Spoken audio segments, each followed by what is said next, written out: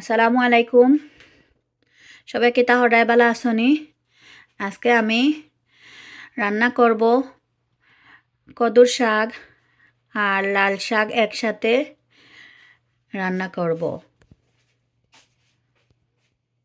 পয়লা আমি কদুর শাক এগুন আর লাল শাক পানি দি বালা করি দইলাম। এখন আমি ওগুলো কাটবো। আমার কাটা হয়ে গেল লাল শাক আর কদুর শাক। আমি শাক ভাজিটা করব ডাল দিয়ে। কাটিছি, পেঁয়াজ কাটিছি, মরিচও কাটিছি। তাওয়াটা দিয়ে দিলাম। প্রথমে তেল দিছি, এখন রসুনটা দিয়ে দিলাম, পেঁয়াজ মরিচ হলুদ দিয়ে দিলাম।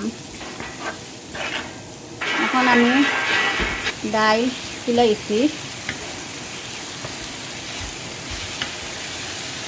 ডালটা হয়ে গেলে তো শাক সারমু। আর লগে আমি একটু বাখর এড করছি, যেহেতু ডাল দিচ্ছি কোনো কারণে তুরা পানি দিছি আমি, কারণ ডালটা একটু সিদ্ধ হওয়া লাগবো। আমি কদুর শাকটা দিয়ে দিলাম, লাল শাক আর কদুর শাকটা।